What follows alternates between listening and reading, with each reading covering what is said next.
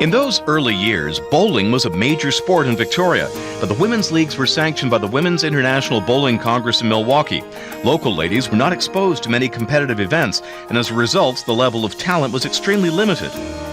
In 1964, Hazel was instrumental in the development of a junior bowlers program in Victoria and served as a director, coach, and instructor. She's most proud of her involvement in that program, and nothing excites her more than to see young people enjoying 10-pin bowling.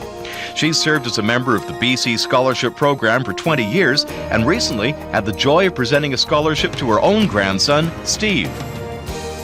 For a number of years, Hazel and her bowling friends traveled only as far as Seattle to further their love of the sport. But in 1965, she journeyed to a WIBC tourney in Portland just to see what went on at the top. She came away with a vision of a provincial association to encourage and increase competition for local women bowlers. But first, you have to see the formation of a Canadian 10-pin bowling association. That happened early in 1969, and with it came a great deal of personal satisfaction in the molding and organizing of a British Columbia Women's 10-pin bowling association that same year. She was named the BC Group's first president. Then, she and 4 others participated at the IBC tournament in Rochester, New York. Hazel was this city's convention delegate there, and for the first time in Canadian history, women enjoyed bowling within this newly established network. Bill Walker wrote this lengthy column of her bowling accomplishments. At the end, he suggested, Hazel would be a prime nominee for next spring's sports celebrity dinner, but she probably wouldn't be there to accept, as it was held on bowling night.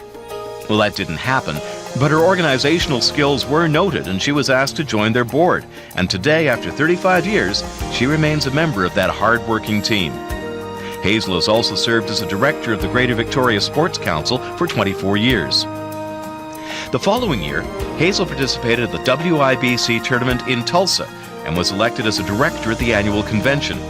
She's the first Canadian to be elected as an officer of the Women's International Bowling Congress.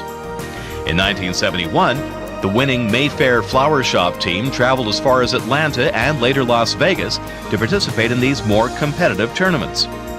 Her outstanding and distinguished service on their board continues and spans 3 decades, from being a 1970 board member to the position of 3rd Vice President in 1993, serving a membership of approximately 1.7 million women bowlers in Canada and the United States. Over the years, she has volunteered countless hours to the sport and upgraded and improved her own knowledge and expertise in all aspects of 10-pin bowling. She even became a certified lane inspector and instructor. In 1971, she was presented with the Hazel McLeary Award for Meritorious Service in Bowling, and each year since, she selects and presents this award to another deserving member.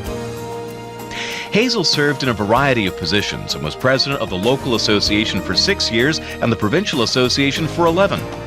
She was inaugurated as a life member of those respective organizations in 1974 and 1981. 10 years after Walker's article, Hazel was honored with the Distinguished Service Award at the 1978 Sports Celebrity Dinner.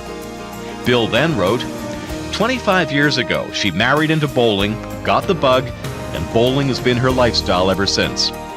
That lifestyle involved travel, and Hazel was on a roll throughout the United States, not only bowling and meetings, but seeing the country and having some fun, too. She once said, I start saving for the next trip right after the last one. It became an international role into the 1980s when she went to Manila as Canada's media officer, then to Australia as Team Canada's manager in 1984. Hazel was appointed to the executive of the WIBC in 1985 and was the first Canadian to serve on its board of directors. Her distinguished service on that board continues and spans 3 decades. Since 1993, Hazel has been directly involved with the International Federation, or FIQ, as vice president of the American Zone. The FIQ has 120 member federations spread across all 5 Olympic zones, more than 100 million participants, 10 million competitors in 250,000 bowling centers. She has worked tirelessly to showcase 10-pin bowling at the international level. Victoria hosted a Commonwealth Invitational tournament here in conjunction with the 1994 Games. Then she was off to the Worlds in Malaysia, where Canada won silver in the doubles event, and then to Ecuador. Just like in the 1960s, Hazel's had another vision to have 10-pin bowling included on the Olympic program. She and other committee members organized the Atlanta Bowling Challenge, which was held in the Athletes' Village during the 1996 Olympics. A second exhibition was staged in Korea during the East Asian Games of 1997. After that, it was more air miles to Santo Domingo, Netherlands, Guatemala, and the 1998 Commonwealth Games in Kuala Lumpur. In 1999, she added 135,000 more miles, going to the Worlds in Abu Dhabi and coming home to the 1999 Winnipeg Pan Ams. Hazel cut back in 2000 by retiring from the WIBC Board of Directors. For 30 years, she was essentially the voice of Canadian women bowlers at the international and world levels. However, she keeps on rolling with her team at Mayfair and with the Canadian Association as their communication director.